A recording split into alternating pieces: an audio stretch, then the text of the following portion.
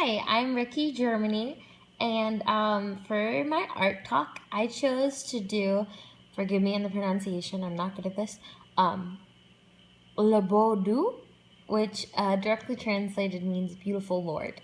It's located in the Amiens Cathedral in Amiens, France, and as you can see, it's a statue. It's actually made of marble, and it's the statues of Christ, Jesus, and he's like in the act of blessing, like giving someone a blessing, and he has a Bible in his left hand.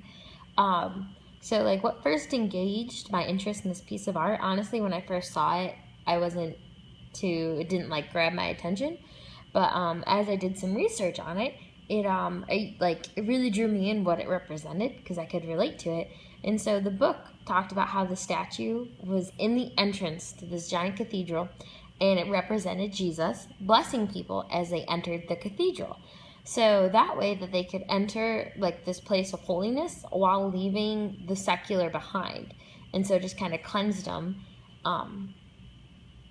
so that way they could enter that place.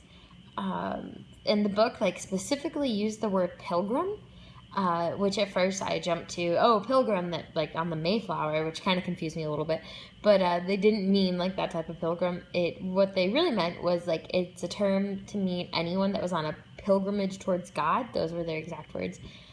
So really, most of us, at least as Christians, because we're all kind of on a pilgrimage towards God, I found it really interesting that what I read on my second source, which was Bluffton, from Bluffton College, bluffton.edu, it talked about the significance of Jesus, how he's standing on top of a lion and a serpent, and what that like supposedly represents is how he has defeated all evil, which he has.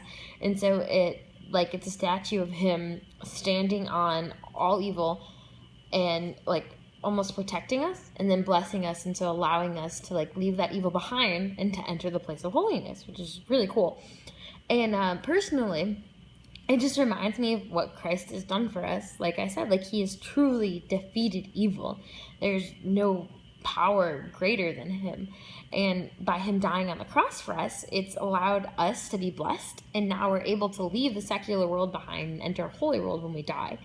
And even you can apply that to just like when we do our devotions, when we have a word with God, when we read the Bible, and just like he just blesses us and allows us to do that, and he keeps the evil away, which is just, it's awesome. And so the setting, it was placed in the entrance of the cathedral to bless everyone entering it.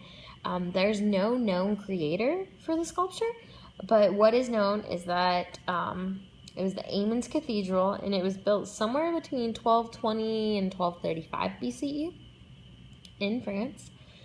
And so one other piece of description about it is that like the statue, it's placed in the central column, and it's supporting the cathedral. And so I think that detail is pretty significant because just like it's the main column supporting the entrance, Jesus should be our main pillar or column in life.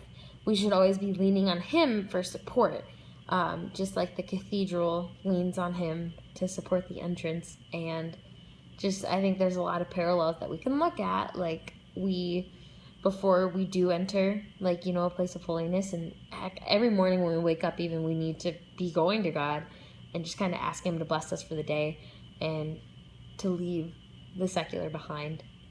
And so that was my art talk, and I really enjoyed learning about this statue.